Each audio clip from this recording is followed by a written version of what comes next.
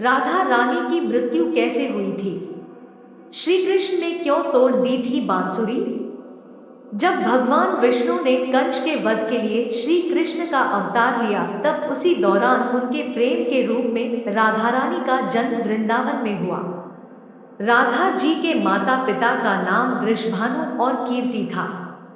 आपको जानकर हैरानी होगी कि कई धर्म ग्रंथ में लिखा गया है कि जन्म के कई साल तक राधा रानी कुछ भी नहीं देख सकती थी, क्योंकि जन्म से पहले ही राधा रानी ने यह तय कर लिया था कि पृथ्वीलोक पर उनके द्वारा सबसे पहले देखी जाने वाली चीज श्री कृष्ण का मुख होगा और तब तक वो पृथ्वीलोक पर कुछ भी नहीं दिखेंगी। इस बात से आप अंदाजा लगा सकते हैं कि राधा कृष्ण का यह प्रेम पृथ्वीलोक में जन्म लेने से पहले से ही अनंत था। भागवत पुराण की माने तो श्री कृष्ण ने अपना ज्यादातर बचपन गोकुल में बिताया, जहां उनकी दिव्य शक्ति के कारण उनकी चर्चा चारों ओर फैली। साथ ही श्री कृष्ण और राधा के प्रेम के बारे में भी उस समय पूरे गोकुल को पता था, क्योंकि श्री कृष्ण और राधा 8 साल के उम्र से ही एक दूसरे को प्रेम करने लगे थे।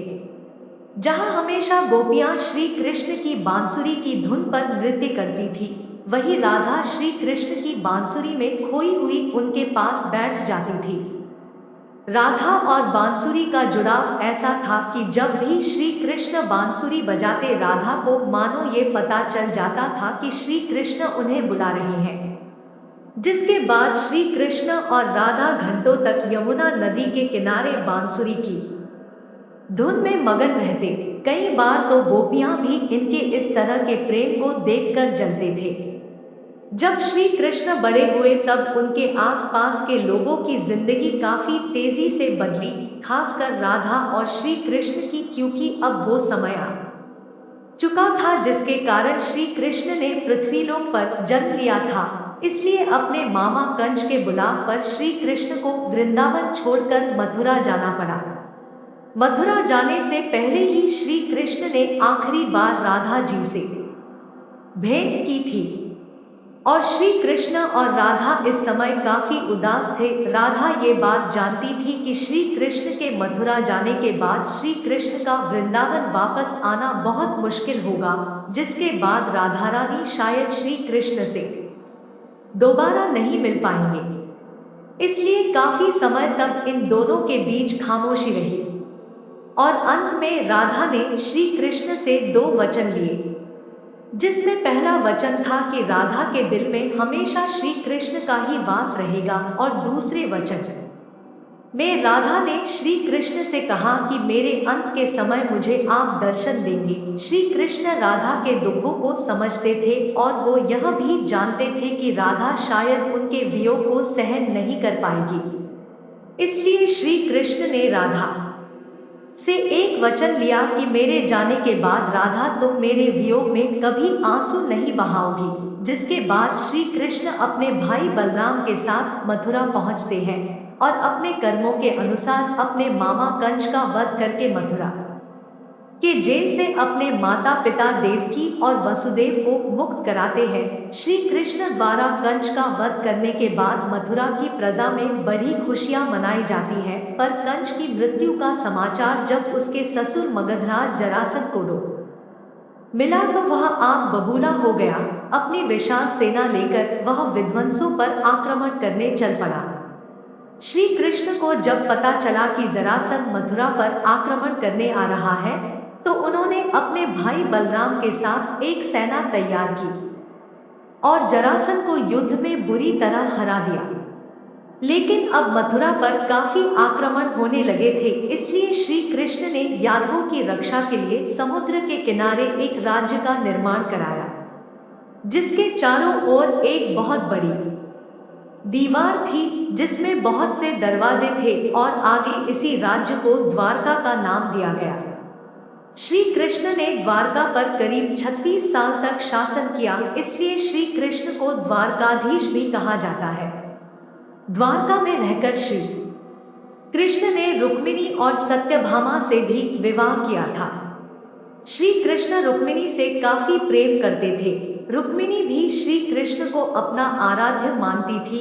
यहाँ तक कि रुक्मिणी ने तो अपने परिवारों के विरुद्ध जाकर श्री कृष्ण से भागकर यानी गंधर्व विवाह किया था। जब श्री कृष्ण द्वारका पर राज कर रहे थे उस समय भगवान श्री कृष्ण का जीवन काफी व्यस्त था। वहीं राधा रानी वृंदावन में बैठे श्री कृष्ण के यादों में खोई हुई थी। श्री कृष्ण अपने जीवन में व्यस्त भले ही थे, लेकिन उन्होंने कभी भी राधा रानी को नहीं भुलाया था। कई बार तो उनकी पत्नियां भी श्री कृष्ण के राधा से प्रेम को देखकर काफी जला करती थी, क्योंकि सोते जागते कृष्ण राधे नाम जपा करते थे, मानो राधा और श्री कृष्ण का प्रेम ही श्री कृष्ण के लिए कोई शक्ति हो। वैसे कुछ कथाओं में ये लिखा गया है कि खुद ब्रह्मा जी ने आकर बचपन में ही राधा रानी और श्री कृष्ण का विवाह करवाया था, लेकिन ज्यादातर धर्म ग्रंथों में इसके बारे में कोई उल्लेख नहीं मिलता। पर ज्यादातर धर्म ग्रंथों में देखने को मिलता है कि श्री कृष्ण से वियोग के बाद राधा श्री कृष्ण की भक्ति में लग जाती है, जिसके बाद एक समय ऐसा भी आता है जब उनका विवाह यादव पुत्र अभिमन्यु से कर दिया जाता है।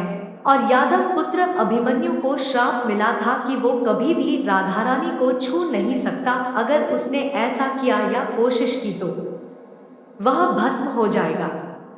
राधा रानी विवाहित जीवन में संयंत्रत रहकर अपनी समस्त जिम्मेदारियां पूरी करती रही और फिर उन्होंने अपनी सभी जिम्मेदारियों से मुक्त होकर अपने प्रेम श्री कृष्ण से मिलने का फैसला किया।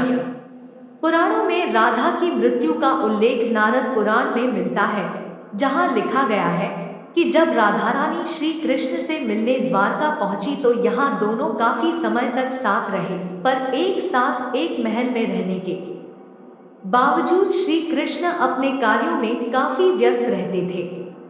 इसके अलावा श्री कृष्ण को यह भी डर था कि कहीं श्री कृष्ण और उनके प्रेम के कारण श्री कृष्ण की पत्नी रुक्मिणी और सत्यभामा को मिलने वाला श्री कृष्ण का प्रेम कम न हो जाए।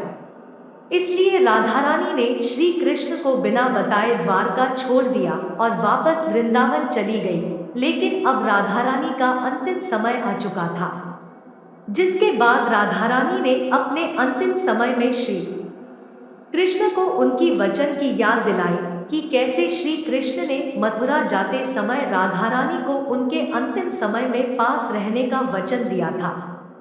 जैसे ही श्री कृष्ण को राधा रानी के अंतिम समय का आभास हुआ तो वे तुरंत ही राधा रानी के पास पहुंच जाते हैं। अपने प्रेम को इस तरह से अंतिम सांसें लेते देख श्री कृष्ण काफी भावुक हो गए थे, जिसके बाद श्री कृष्ण ने राधा से अंतिम समय में कुछ मांगने को कहा था।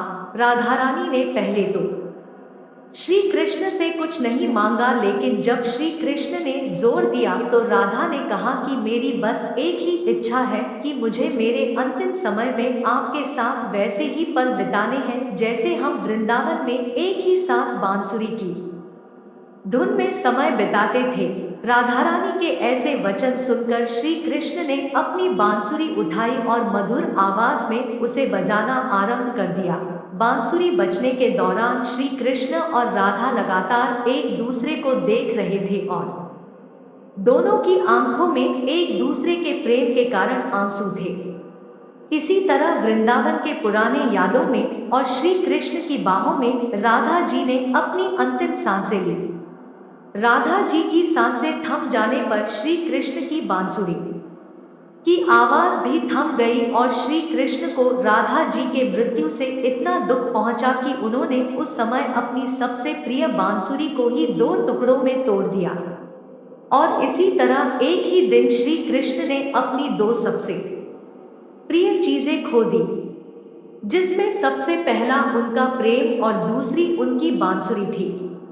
श्री राधा की मृत्यु के बाद श्री कृष्ण भी ज्यादा समय तक पृथ्वीलोक पर नहीं रहे और अपने अंतिम कार्य यानी महाभारत के युद्ध को समाप्त करने के बाद उन्होंने भी पृथ्वीलोक छोड़ दिया। जय श्री कृष्ण।